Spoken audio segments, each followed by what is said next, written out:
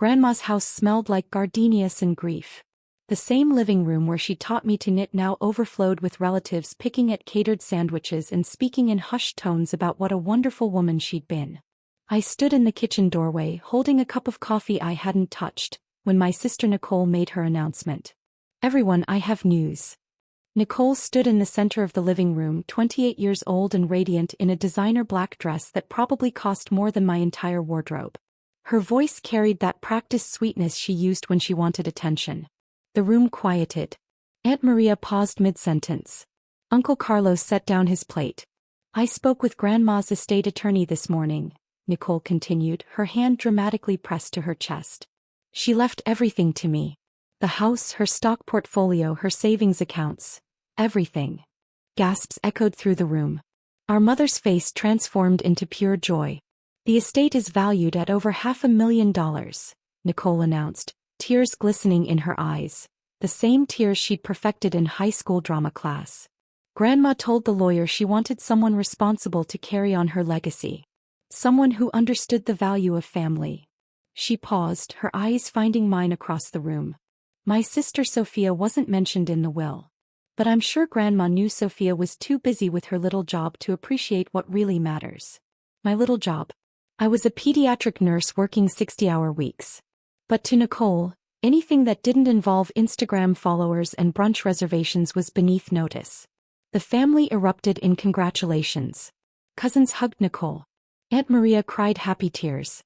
My mother rushed over to embrace her golden child, whispering loud enough for everyone to hear, "I'm so proud of you, Mija. Grandma made the right choice." Nobody looked at me. They never did. I took a sip of cold coffee and watched the performance. Nicole was already planning her remodel, talking about turning Grandma's sewing room into a walk-in closet, maybe selling the house and buying a condo downtown. My father approached me, his expression apologetic but resigned. "Sophia, you understand, right? Nicole has always been closer to Grandma." The lie sat between us like a stone. I'd visited Grandma every Sunday for 8 years. I'd been the one who drove her to chemotherapy appointments, who reorganized her medications, who sat with her through long nights when the pain was too much to bear alone. Nicole had visited twice in the past year, both times to ask Grandma for money. "I understand perfectly, Papa," I said quietly. He patted my shoulder and walked away, already forgetting I existed. I thought about my bank statements, the detailed records I'd kept because numbers don't lie the way people do. Mom and Dad's property taxes when they fell behind, $12,400. Their insurance premiums, $8,900. The new roof they desperately needed, $15,000. Medical bills after Dad's accident, $28,300. The temporary loan for Mom's sister's funeral, $7,000. 5 years of support, $71,600. Nicole's contribution, $0 and endless excuses. I thought about Grandma's hands, paper-thin and trembling, holding mine 3 weeks before she died. How she'd smiled and said, "Sophia, you have my mother's heart. You give and never ask for anything back. But I'm asking you to let me give you something now." I told her I didn't need anything. She'd squeezed my hand tighter. "I know you don't need it," she'd whispered. "That's exactly why you're getting it." My phone buzzed in my pocket. The caller ID read, Morrison and Associates Law Firm.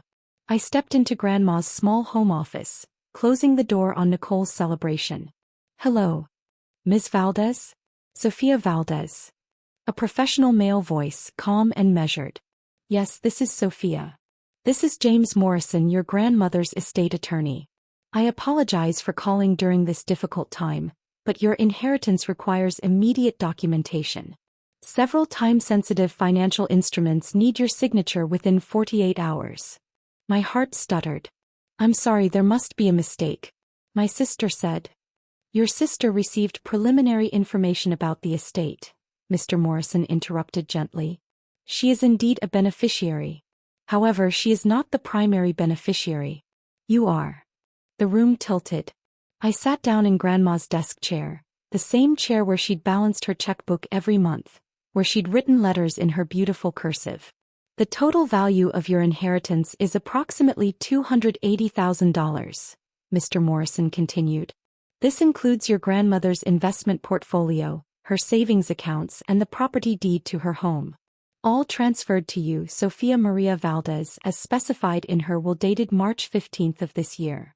My voice came out as a whisper. $280,000? Yes.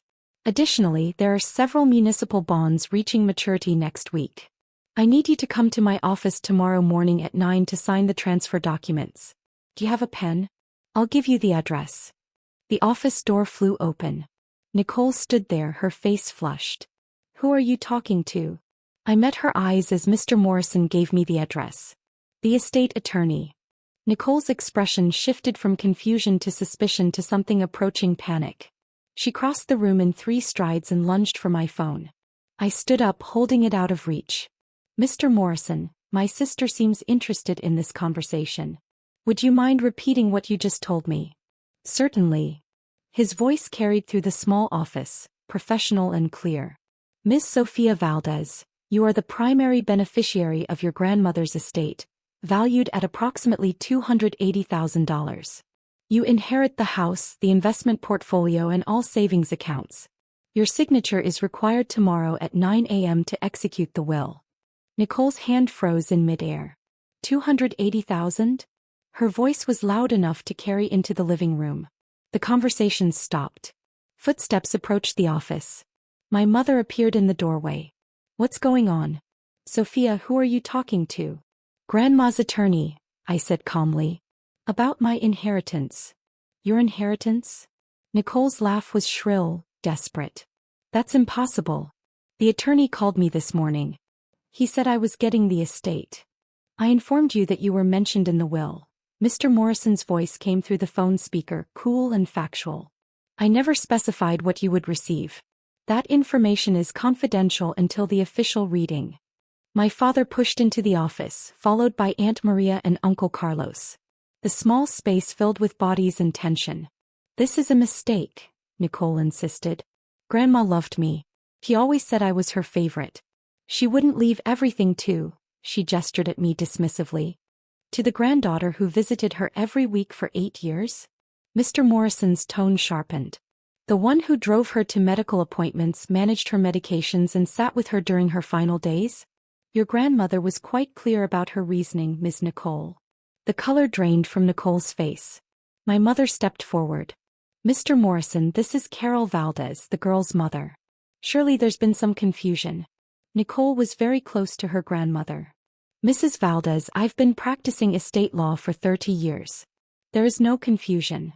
Pause. Your mother-in-law left specific instructions regarding the distribution of her assets. She was of sound mind and body when she revised her will 6 months ago. 6 months ago. Right after Nicole had visited Grandma asking for $20,000 to invest in a business opportunity, which turned out to be a luxury vacation to Bali.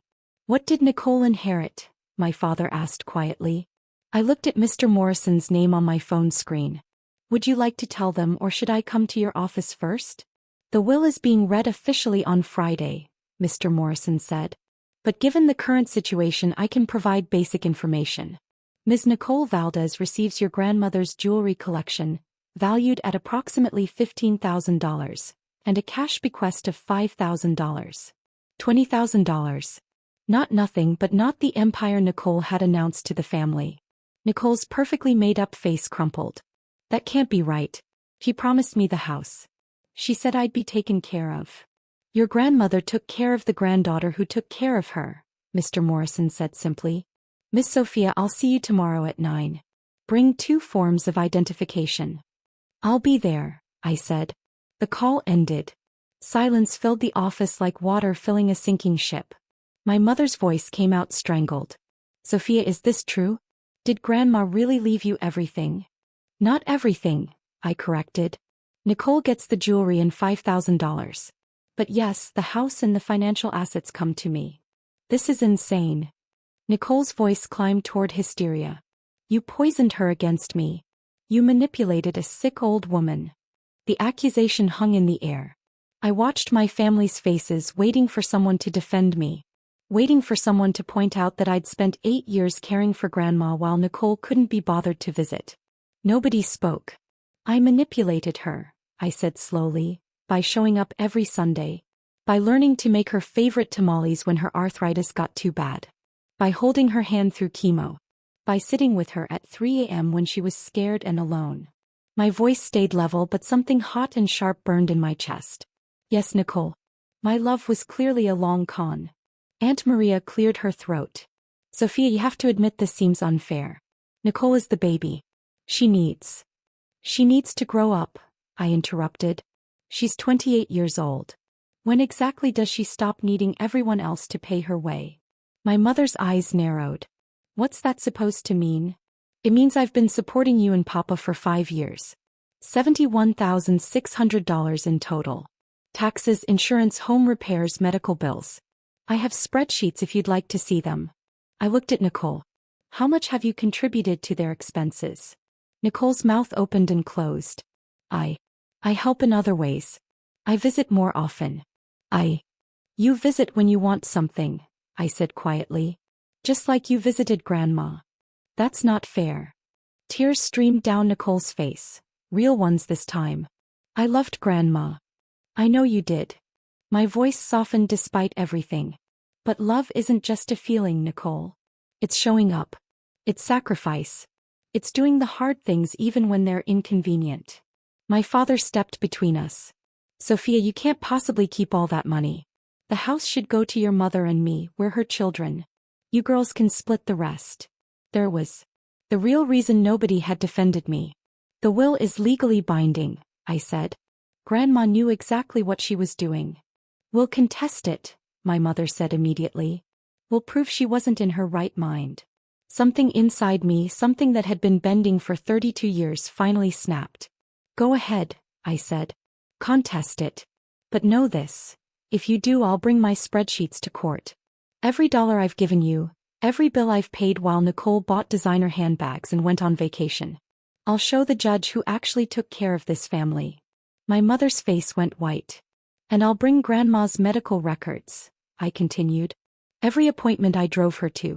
Every prescription I filled. Every time Nicole was too busy to visit a dying woman. I looked at each of them. The lawyer already has all of this. Grandma gave him everything 6 months ago. She knew you'd react this way. The office was silent except for Nicole's quiet crying. Tomorrow I'm signing the papers, I said. The house is mine. The money is mine.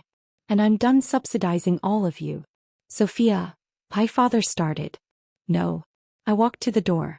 I'm done. Grandma saw what you refused to see. She valued what you took for granted. And she made sure the person who actually cared for her would be taken care of in return. I left them standing in Grandma's office, their faces a mixture of shock and anger and disbelief. In the living room, the relatives still lingered, pretending not to listen while hanging on every word. I walked through them without stopping, ignoring the whispered questions and judging looks. Outside, the evening air was cool and clean. I sat in my car. A 10-year-old Honda I'd kept running with basic maintenance because I couldn't afford anything better while paying my parents' bills. My phone buzzed. A text from Nicole. How can you do this to us? Then my mother. This is what we get after raising you? And my father. Very disappointed in your selfishness. I blocked all 3 numbers. Tomorrow I would sign papers making me the owner of a house and a financial portfolio worth $280,000. I would stop being the family ATM. I would start living the life I'd deferred for years while everyone else pursued their dreams on my dime. But tonight I sat in my car outside Grandma's house and cried. Not from sadness but from relief.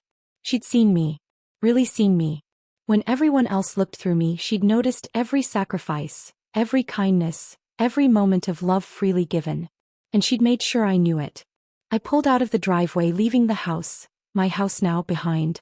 In the rearview mirror, I saw Nicole standing on the porch, her perfect face twisted in disbelief. Let her be shocked.